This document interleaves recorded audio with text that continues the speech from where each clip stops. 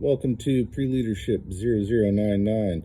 I am retired First Sergeant Carey. Today we're going to do part 2 of the super basics of becoming a leader before you become a leader. We're going to go over competence. Last time we did trust. This one's competence. Competence is kind of weird. The definitions for competence are very vague, so let's go over those real quick. The leadership definition for competence is skills and behavior that lead to superior performance. Okay, great. Sky's blue. That really doesn't help you. Then if you go to the Webster definition, the ability to do something well or efficiently. Okay, great. That's fantastic. So how do we get there? That's the thing, right? People talk about competence without having to get there. Let's get there this time. So when you become a leader or manager or team lead or anything like that in your first job, right? This is going to be before you've done any type of leadership training or anything like that, you're going to be judged on your competence. Well, you're going to be judged on trust too, but you're going to be judged on competence. Let's go over what competency means in your job. Very basic, what you're going to look for. This is something you want to start working on before you become the team leader or the manager. If you want to be in charge of people, these are things you can work on. That way, when you get there, you aren't floundering around. Competence in your job is where we're going to start. Then we're going to go competence in your team. Competence in your job. Your job has now changed. You are no longer in charge of your little mud puddle. You are in charge of everyone's little mud puddle that's underneath of you, right? You were always judged on your performance. Now you're going to be judged on your entire team's performance, the people that perform under you. So what you want to do is look at what your team goals are laid out for you. And they might be simple, something like at the end of the workday, you sweep the floor. Your team sweeps the floor. Who knows? Put toilet paper in the bathroom. I have no idea what your work goals are, but those are things you're going to take a look at. So you should get a checklist of what your team needs to do. Go over the checklist. Then go over the checklist with your team. Explain to your team that, hey, this is what we're going to be judged on. It is amazing to me how many people get a checklist of what they need to do and then don't share that with their team. I'm completely amazed. I've gone many times as a first sergeant, go, hey, do you know what your boss's job is? And they're like, no, I have no idea. All I know is he tells us what to do. That does not work. That is no good. Explain your team your goals.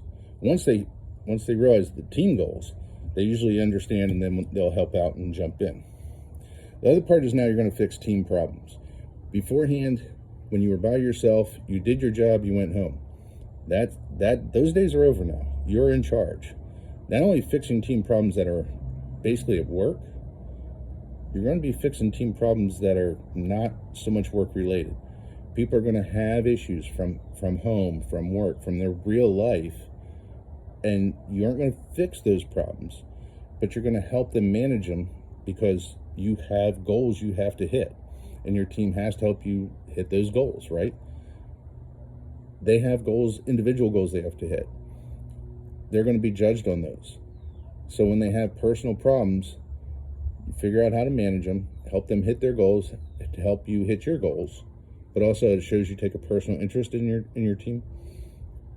Once that happens, you build up a loyalty, and it's great. You will make better team members. They will increase their production because you take an interest in them. Last thing you got to do here in this section, competence in your job, is learn the language of your job. Every job has a different language. When I started in the restaurant business, I learned that if something is 86th, that means that we don't carry it.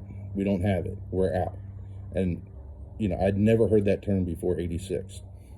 In the military, tons of different languages and acronyms. And I swear the military makes names just to build acronyms out of it. So one of the first ones I heard was DON. I was like, DON? What is a DON? DON is Department of Nursing. Okay, I got it.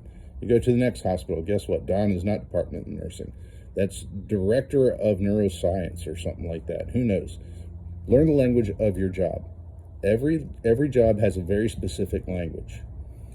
Once you start learning that language, when things come down, and it'll be in that weird corporate, your business language, you can get through it a lot quicker and understand what's going on. That means you got to ask questions. But that's part of your competency as a leader, is to understand the language of your business. All right, competence in your team. Your job now is not only to build your own competence, but now you have to build your team's confidence. Every individual person under your team, you need to make sure they're competent in their job, and you explain their goals. Every job should have a job description. Measure them by the job description, measure them by the goals. You're going to get some type of evaluation. It's great when you can put in there, hit all goals, and then you can add something new they did. When you show them the evaluation, right? Hit all goals, brought this new to the company, that's great. That builds up loyalty, but it also holds them accountable. Everyone's going to get judged by how competent they are in their job. Your job is to train them to be competent in their job. Help them out. You're going to teach, you're going to mentor, you're going to do everything, which brings us to our next team competency. That's going to be, you got to teach and train. Think about what you wanted to learn or what you felt like you should have been taught when you first got your job. That's it. Make sure your team knows those things. When you get your first manager team job, what is it I wish I'd have known? Well, tell your team. Don't leave them in the dark. If those are things that you think were very important to you that you wish you would have known right away, then share them. It helps a lot. Anything, and then ask your team too, hey, what have you learned that you wish you would have known right away? They'll tell you. And you can make sure that's spread out. Anyone new, you have a list of things that you wish you would have known right away and that your team would have known right away. And then you have to teach. Now, when you teach, it's going to be a little bit different. When you teach to the individual, not to a group. Teaching is very, very specific. People learn in very specific ways. What works for one will not work for another. So you got to teach for them to understand. Some people you can just write it down, put a piece of paper in front of them, they got it. Other people you might have to repeat over and over again. Flashcards, whatever. It's your job to teach them. But to do that, you got to get to know them. You got to figure out how they learn. They'll tell you how they learn. And then you teach them that way, which means you may have to get out of your comfort zone when you teach. But that's good because you're going to help your employees. And it's going to be better as you move up, learning how to teach, because you're going to teach tons of different people, tons of different ways throughout your entire leadership career. Last one is grow your employees as people.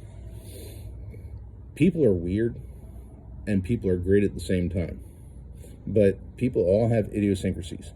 Growing them as people is taking them an insight into their lives, find out what they like, what makes them tick, even what their hobbies are. If you can start incorporating things that they like, even their hobbies, into your workforce, you will make a happier team.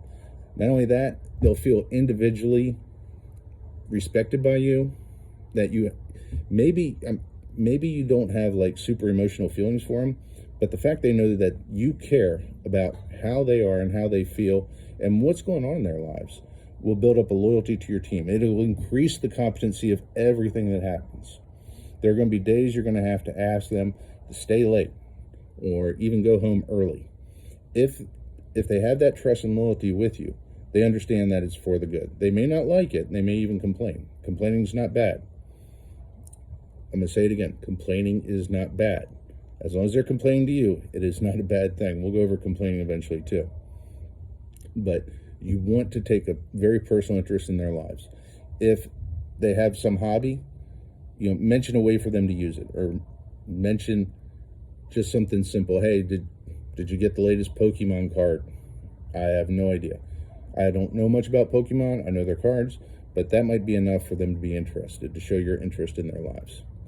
All right, so that's going to be the end of part 2. I think we're going to do character next. Then we'll go on. We've got a lot of things to cover that are super, super basics. One of the best books on competency is by Steve Covey, so you can check him out. It's a very good book. And, there's 7 Habits of Highly Successful People. We're just going over the basics. Those are places you go for more information. All right, now I'll catch you next time.